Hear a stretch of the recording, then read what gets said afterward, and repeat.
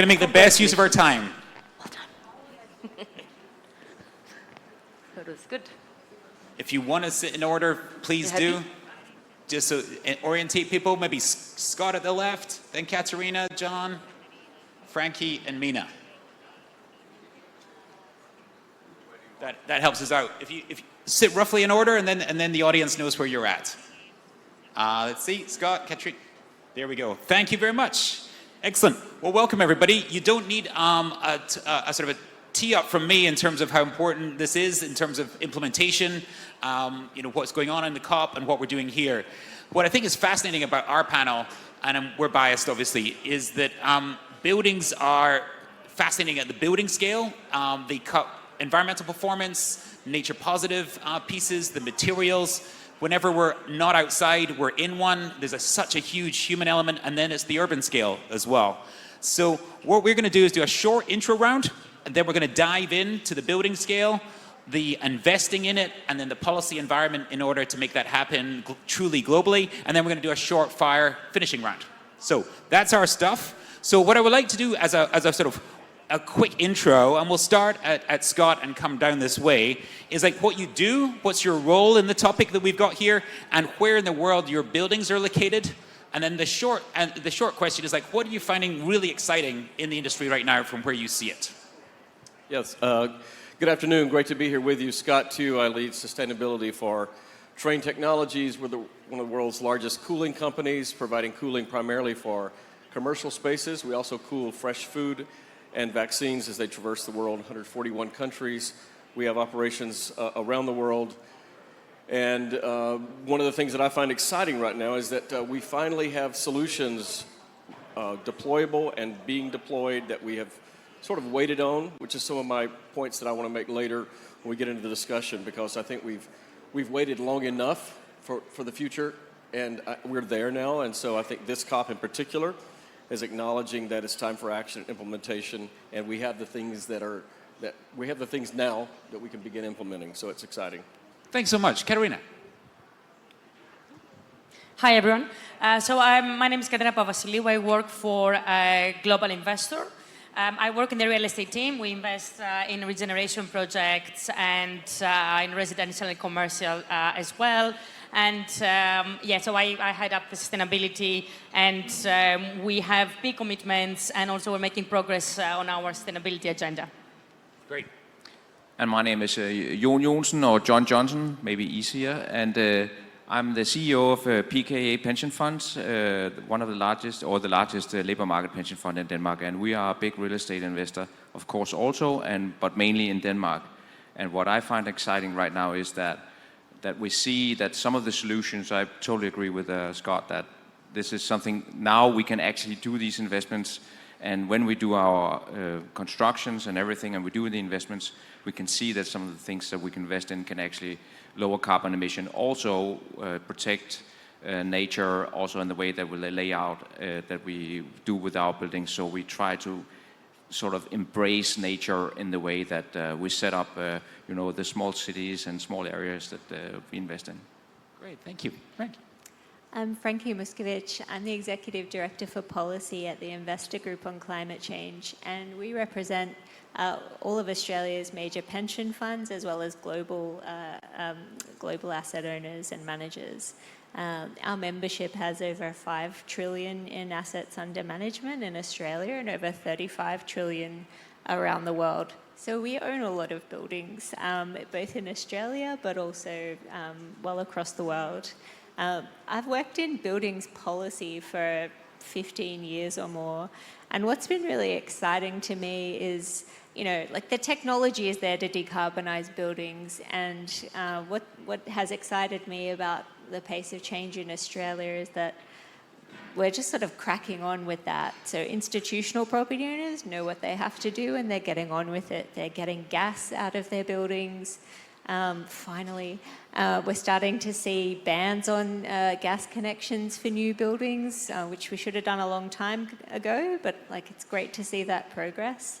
And starting to take a broader view about the intersection of buildings and connected sectors as we electrify our economy, transport, buildings, infrastructure, energy, it's all coming together. And I think that really taking that broad view around the nature impacts of the built environment and starting to look at our supply chains. There's just a lot going on. It's very exciting. There's so much to dive in. Thank you. I'm Mina Hasman. I'm the Sustainability Director at Skidmore, Owings, and Merrill, which is a global interdisciplinary design practice. So we touch upon projects from interior design to architecture to urban planning and in many diverse geographies around the world. And I'm most excited about, I think, so I also wear, perhaps I should say, a second hat today. I'm the representative of the RIBA, which is the Royal Institute of British Architects, where I actually help advise RIBA on changing the architectural practice and industry standards and capacity building and upskilling around climate and nature literacy, which I think is a fundamental part of scaling solutions around the world. What excites me the most about is that there are opportunities now of solutions of buildings to deliver them in a way that they can restore ecosystems and not just do harm. And we see many more case studies or pilot projects emerging, which is, it gives me hope because in many instances, many places around the world, especially in developing economies and countries where we need to leverage existing solutions and case studies to be able to scale the impact of decarbonization, but also nature-positive solutions that we see out there. Great, so many themes to dive in at. So why don't we try now to go from the building scale up? So Scott, I may want to start with you in terms of what innovations you're currently working on, what you see as working in technologies, both environmental, nature, human, at the building scale. Yes, look, I'm going to talk about cooling and heating just a bit. Without getting very technical, but for 100 years... You can get technical. Yeah, okay. For 100 years, we've been cooling and heating buildings simultaneously. A heating system, a cooling system. Typically, the heating system, not typically, 90% of the time still in the world, we heat with fossil fuels. And we cool, and those systems run simultaneously because there's always some spot in the building that's cooler and needs to be heated, some spot hot that needs to be cooled. That's a very inefficient way to do it, and we do not need to do it that way anymore. And we've already had some people hint at that. We do not have to because we have fully deployable for all building types, all climate zones. We can fully electrify the heating and cooling in a single system. We call that advanced thermal management, but there's a single system. The payback is also the ROI of this. If you care about ROI and cost savings, it has a payback typically of less than 4 years. As a hundreds of percent, 300% more efficient than the system it replaces. No fossil fuels. I can keep going. It's really, it sort of sells itself. And, there's a lot of things that help accelerate that. I'm sure someone will mention policy and regulations. Some people will mention incentives. The good news is no matter what the driver is, maybe it's just a building that needs to be upgraded, we now can compare apples to apples, the old way versus a new way, and there are no negative trade-offs. That's what's most exciting. That's fantastic. And staying at this at a building scale, not only a qualified architect, but also a qualified environmental engineer. Let's take us up to that sort of design the building and some of those pieces you're talking about, incorporating some of Scott's technologies, but then going bigger and broader. What's possible right now? I think there's a lot that's possible today, but I want to iterate, I think, and I briefly mentioned this before too, we really need case studies, and implemented projects are still scarce. And the reason for that is, and maybe I'm not best qualified to inform that, but the main reason for it is the finance and the insurance is not really following as the fast pace or at the scale of the pace that we're seeing in the design solutions that are being invented by architects and engineers today.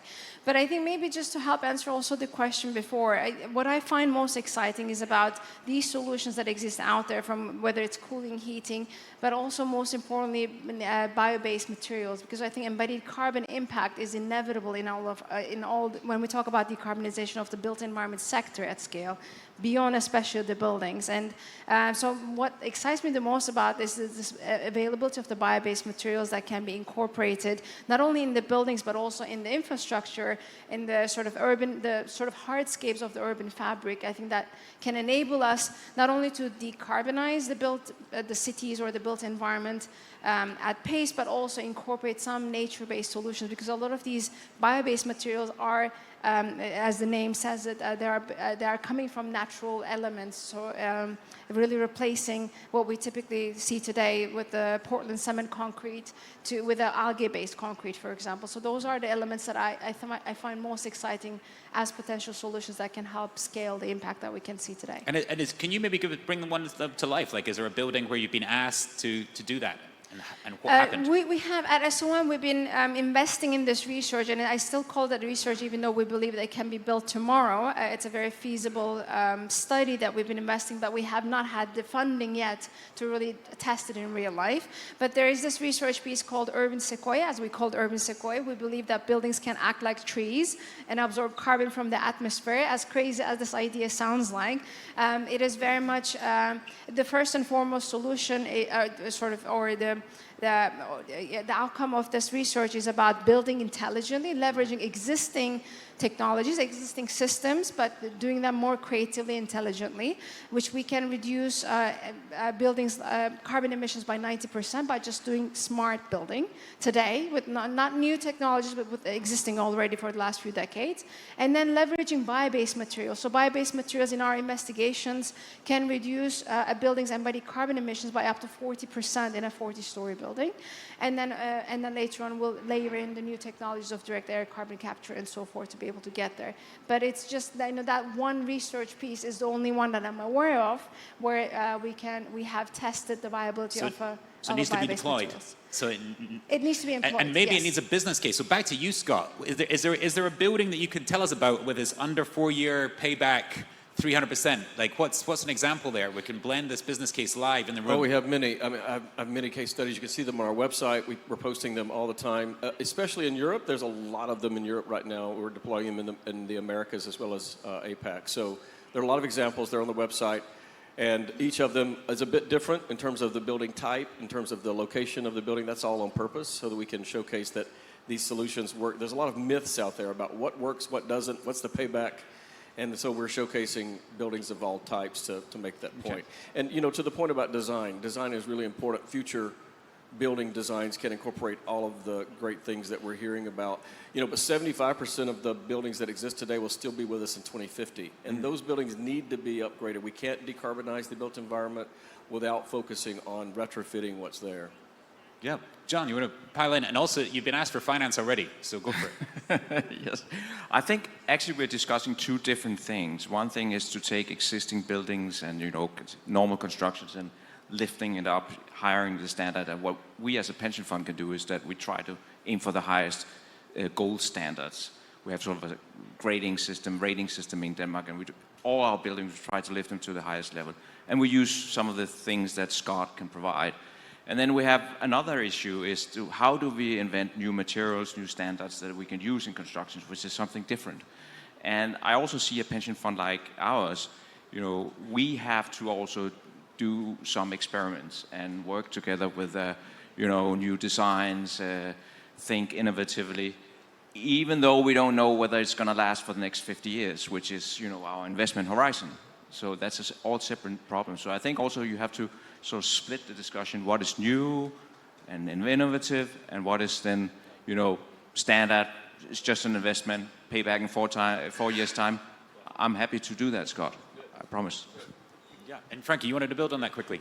Yeah, well, I think what you're talking about there, I think really highlights the role that governments need to play in de-risking the use of novel products and things like that. I mean, you're talking about some really cool, innovative stuff, but even using recycled concrete in buildings, like if there are not agreed standards in place, if governments aren't using them through their procurement for infrastructure projects, there's very little chance that private sector investors are going to agree to that, even though those materials are reasonably commonplace now. So there's some really sensible kind of foundational things that need to happen that's going to de-risk it for the private sector. And I think, the role of standards, but also rating schemes is really important too. And there's been really exciting work on that front in Australia on embodied carbon building standards. So great. I could go on. But yeah, well, we're actually going to maybe come back to that on the enabling system, but on this idea of like what is investable, you've got a 50-year time horizon. This sounds like it could perfectly blend the two ideas here of bio-based materials and some quicker payback heating. So business cards exchanged afterwards. Katerina, you're investing in this. What do you see from an investor's point of view? And Bridget, to what you've heard just now? So I think we are quite lucky when we work in this area, in the real estate, because the horizon is quite long term. Yeah.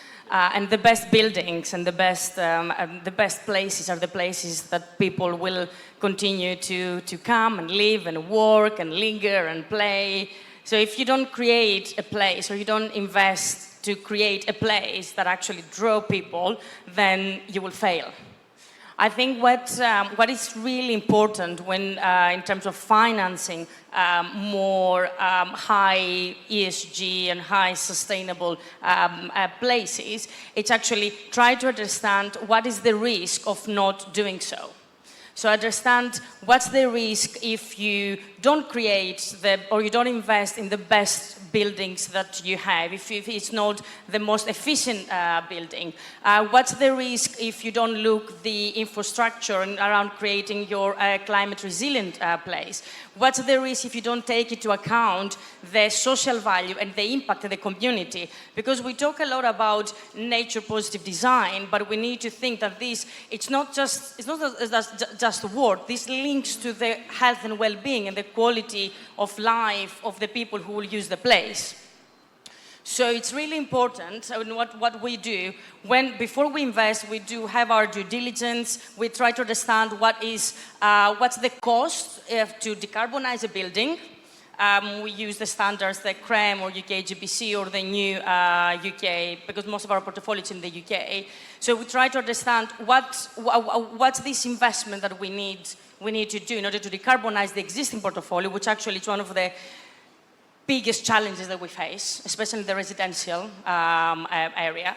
So trying to understand just creating and putting financial values next to the non-financial metrics. And this is the other challenge as well. And we also work in some of the placemaking schemes that we have. We work with universities in order to understand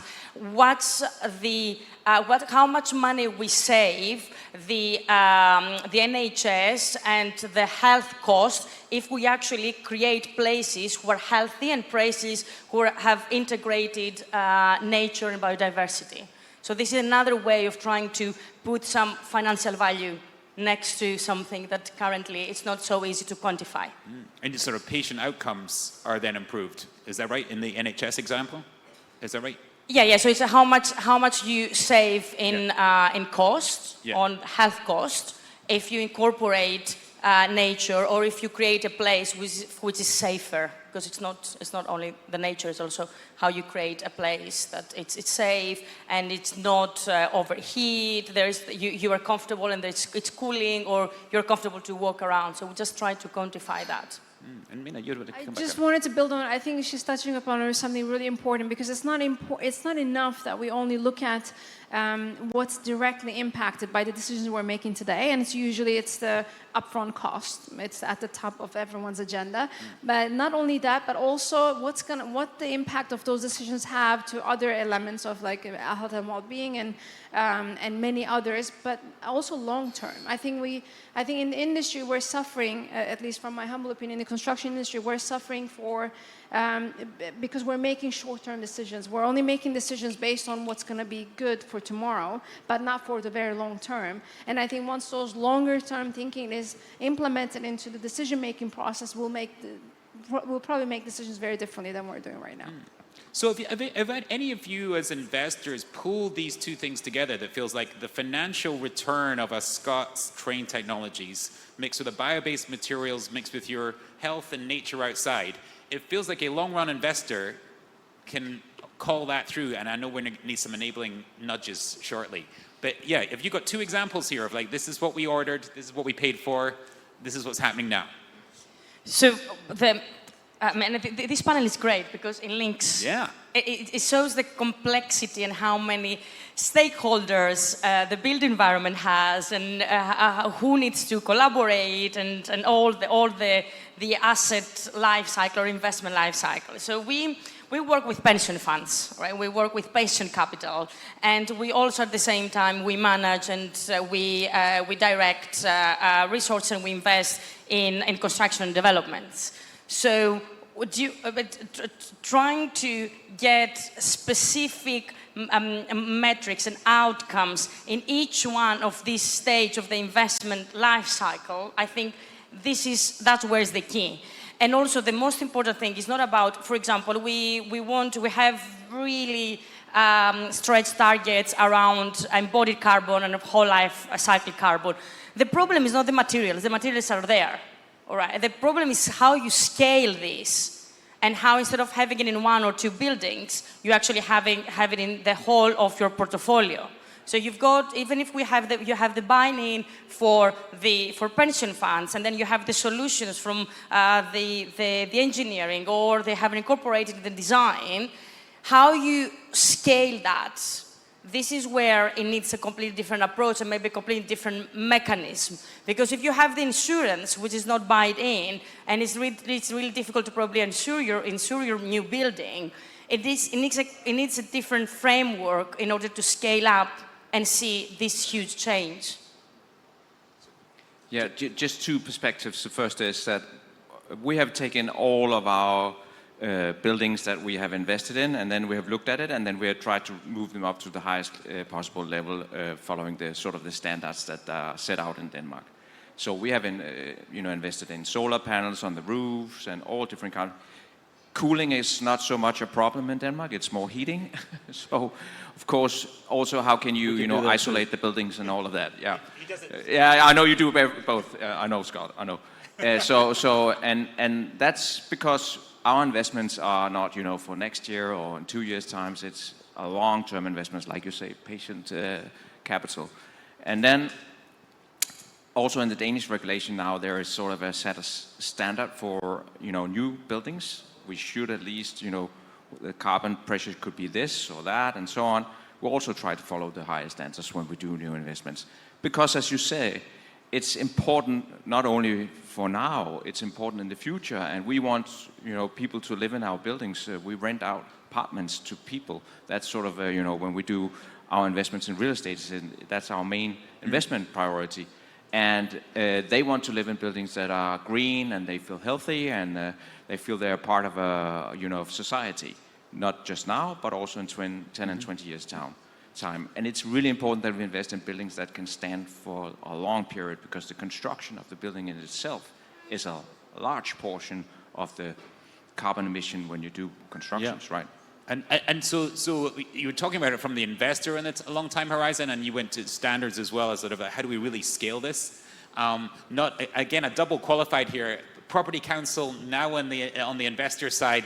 How do you see the sort of the enabling policy environment as critical to what we've talked about so far? It's essential, and to be honest, I don't worry about the buildings that are owned by pension funds. There are so many of the drivers that are working effectively towards positive change. You have an owner that takes a long-term interest and is willing to invest over that time horizon, because the benefits are there and demonstrated. Oftentimes you'll have tenants that see the value in that, and they're often willing to pay a little bit more. Like, buildings are worth more, can charge more rent, and have higher cap rates. So it's all working well. Established housing, which is owned by individual families, and they might sell them every 5 years. That's the place where policy is most necessary. So you have this leadership kind of cohort in the industry. We have institutional ownership. There are robust benchmarks where you can demonstrate performance. You can make claims against the carbon and environmental credentials of those buildings. But for the rest of the built environment, it's owned by families, small businesses. They are not motivated by the same things. And so that's where public policy comes in. So I really think, having observed this space for a long time, I think mandatory regulations are needed in a lot of other ways. So I think getting established housing and old commercial buildings off of gas, frankly, I think if we're going to meet the targets that we're all setting for ourselves in our NDCs, that needs to be a regulated phase out. So there's lots of examples of that, but I think having a real focus on holistic retrofits of homes, so focusing on comfort with sort of insulation, focusing on the fabric first, getting off of gas, putting solar and batteries.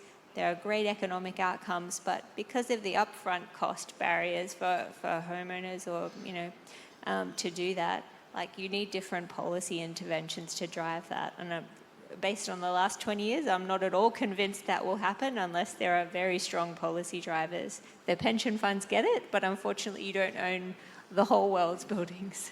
So where have you seen somewhere where it works, like in terms of nudging the sort of the trigger time, as you say, when it changes every 5 years, somebody's redoing their kitchen anyway, or it's a new tenant in a commercial property, that's when this happens. Have you seen those environments in any jurisdiction you've seen work? And then the financing to get them over the hump, like a UK Green Deal of years ago, etc. Is there somewhere where this is working well? I mean, I'm a little biased, so I'm going to talk about Australia here, okay? You've come this way. Yeah, well, so we, in Australia, there's an operational energy efficiency rating for buildings. It's called NABERS. It's world leading in what it does. We licensed it to the UK a few years ago, and it's based on real performance. That has been the basis of why Australian real estate companies top global ESG benchmarks, because we've had this focus on actual measurement of real performance and being able to make very credible claims about the performance of those assets. What's been really exciting in the last few years is that team and the Green Building Council in Australia has done work together to define a benchmark for embodied carbon of materials. And so that will be the accepted standard across the whole country. And just of a few weeks ago, it's going to be introduced into our building code initially as a voluntary form of guidance, but in a few years' time, we could have a regulated requirement to reduce embodied carbon based on one consistent standard across the country. So that's an example of where I think policy making has been done very effectively. That will drive and not change. surprisingly in Frankie's home country. It's more than a coincidence. So Scott, how does your do your technologies play into this? Yeah, I want to say that performance standards are excellent. This is what we need, and we need them everywhere. Performance standards are essentially us getting an annual physical. I mean, these are the diagnoses because buildings are sick over time. 30% of the world's energy is related to the built environment, and 30% of that energy is wasted.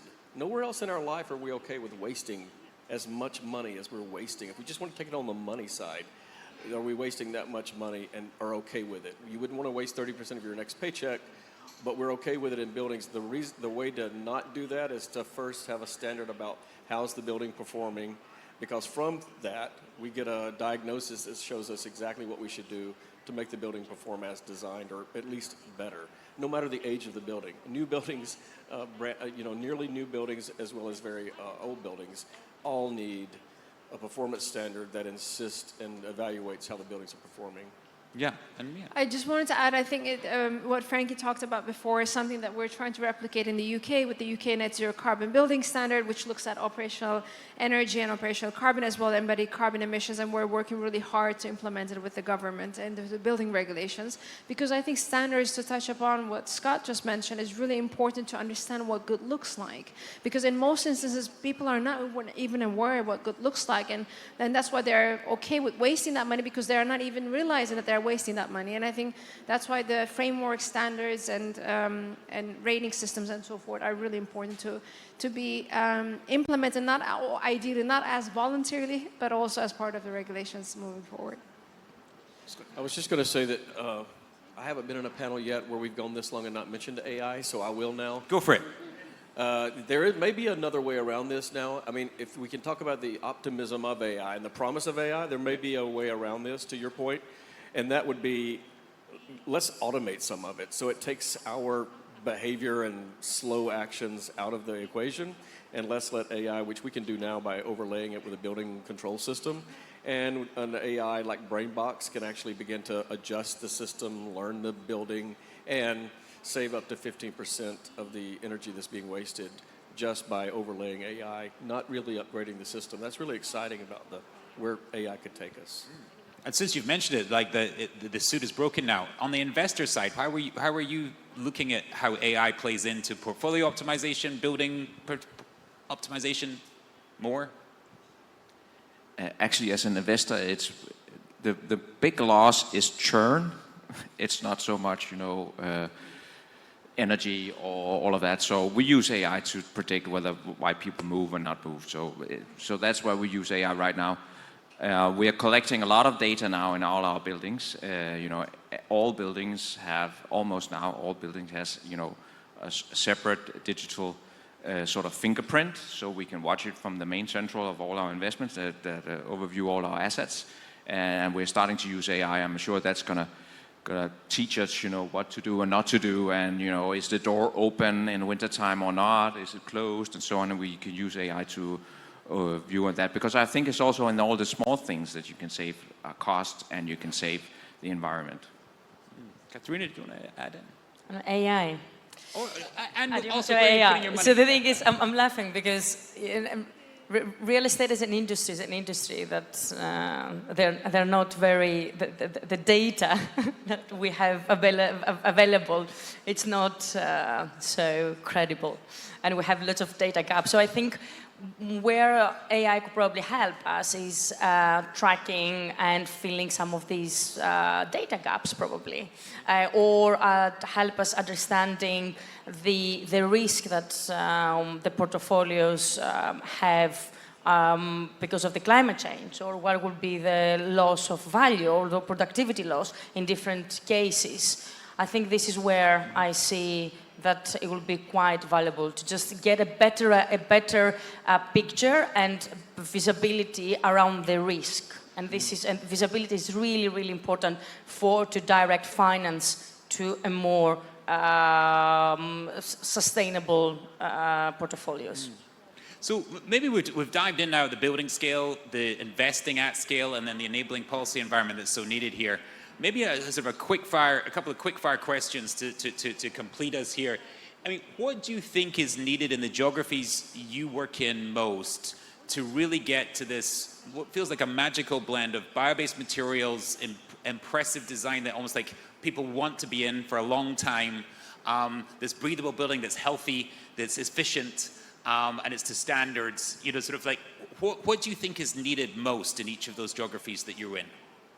Give us a couple of words. I'll go down the line this time. Happy to. I think I'm going to start, and this is very basic, but it's so important, is about capacity building and upskilling. I think it's raising awareness, education are at the bottom of everything. If we are collectively much more informed, then we can make much more informed decisions, whether we are designers or architects, engineers, planners, investors, decision makers, policymakers, investors and policymakers. So I think that's one fundamental aspect, and that's why I'm trying to leverage every opportunity with any client, any end user that I come across within our projects to be able to educate them and upskill them. And secondly is about bringing everyone together. It's very rare that this group of people are sitting around the same table together. Yeah, but we're here. Yeah. Couple of words. Yeah, I mean, I think skills is a really big one. I think if we had a regulation, which I strongly support, to electrify all of our buildings tomorrow, we wouldn't have the electricians to do all of the work. So I guess I worry about, from a systems perspective, what are we overlooking in pursuit of, the policy or the design solution? Like, how is the system going to deliver that in a timely fashion? And I think, I'm probably just backing a lot of what you're saying there. But more broadly, I really think, across the world there hasn't been enough focus on, really getting down to brass tacks on regulation in buildings. There's not enough. I thought we'd have regulation coming from you at the end there. Yes. I do agree. I mean, regulation is the strongest power you can use in this area. But if I should mention something different, is that my wife is a civil engineer, and we often discuss this. It's such a traditional business. I mean, They want to do the same thing all over again because they are measured on time, scope, and materials. That's the way the work are done, and they are measured. And if they don't make it, then they don't make it, and they have to, go down on their revenue or whatever. So I think it's going also into the schools, universities, and so on, train people in using these materials and using these processes in the construction of the building. It's not only regulation; it's also changing tradition And mindsets, yeah. Katerina. So I think we need to understand what's the opportunities and the risk that every part of the portfolio has. I think it's really important to understand that we cannot do everything to every part of the portfolio, and that's all right, because if you have residential, you need different metrics. If you have an office, you need something else. Maybe the priority is efficiency, and if you have industrial, maybe the priority is renewable energy. We just need to identify what's the most material, what we can achieve, and just have this laser focus. Pragmatism, yeah. Scott. All right. On the one hand, I think it's shameful that we've had 30 COPs and we still haven't solved the world's biggest challenge. On the other hand, I think we'll keep having these COPs as long as we just are satisfied with speeches and we don't have to be satisfied with that anymore. I think we have solutions today to make a really big difference in the world, and we should be deploying those now. Great, thank you. I want to close by saying, like looking at each of your websites for those case studies. Scott, you said there's plenty on yours. It sounds like there's a few kicking around on all, so to encourage everybody to do that, and then also to look for a building in Adelaide where you guys all come together to host COP. Is that right, Frankie? I love that for us. There you go. COP So 31 it's in going to be, Australia, the standards are going to be set by Frankie. With bio-based materials, super efficient technology, and funded by you two. Excellent. Thanks very much, everybody. Give me a round of applause for the panel.